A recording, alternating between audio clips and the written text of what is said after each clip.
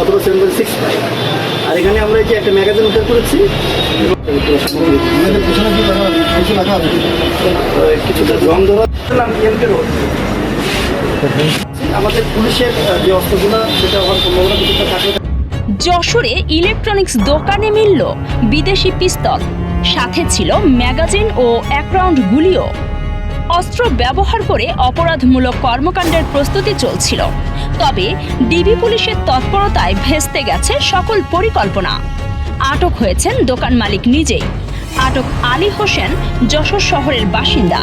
গ্রামের বাড়ি সাতক্ষীরার কলারোয়া উপজেলার কোটা গ্রামের আবু মুসার ছেলে। ইন্টেলিজেন্স ছিল যে অস্ত্র পাওয়া যাবে, একটা লোক অস্ত্র ব্যবসার সাথে জড়িত বা অস্ত্র লেনদেন হবে। তো পরবর্তীতে অফিসার ইনচার্জ ডিবি স্যারের নেতৃত্বে আমরা একটা অভিযান পরিচালনা করে আমরা এখানে আসছি।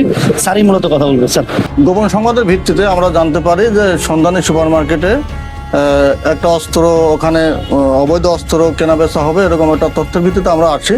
পরবর্তীতে গোয়েন্দা তথ্যের ভিত্তিতে আমরা তার এখানে এসে তার দেখানো মতে এবং তার দোকান থেকেই ওই যে একটা শপিং ব্যাগের উপর রক্ষিত একটা আকাশি রঙের একটা শপিং ব্যাগের উপর থেকে এটা আমরা উদ্ধার করে আসি, তল্লাশি করে উদ্ধার করি এবং পরবর্তীতে তার নাম ঠিকানা জিজ্ঞাসা করে সে নিজেকে আলী বলে পরিচয় দেয়। এই বিষয়টা আমরা ঊর্ধ্বতন কর্মকর্তাকে অবহিত করছি এবং আমাদের আইনানুগ যে ব্যবস্থার বিষয়ে আমরা সেটা গ্রহণ করব। ঘটনাটি ঘটেছে যশোরের MK রোডের সন্ধানী সুপার মার্কেটের তন্নি ইলেকট্রনিক্সে।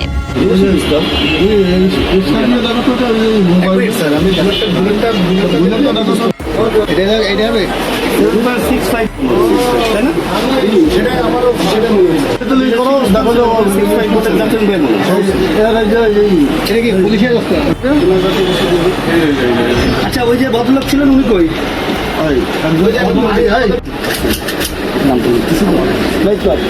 কথা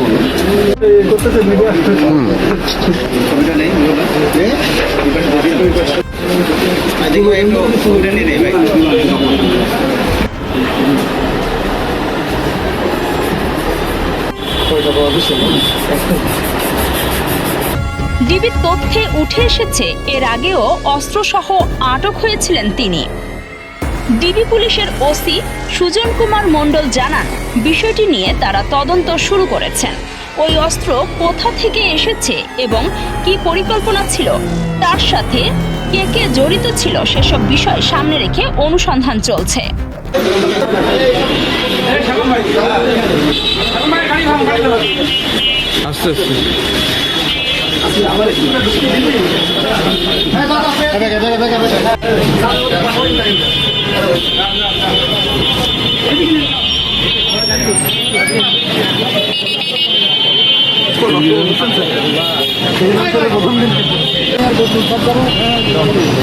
আসিফ হাসানের তথ্য ও ভিডিও চিত্রে কাজী সাইমা, রাদ্দিন নিউজ।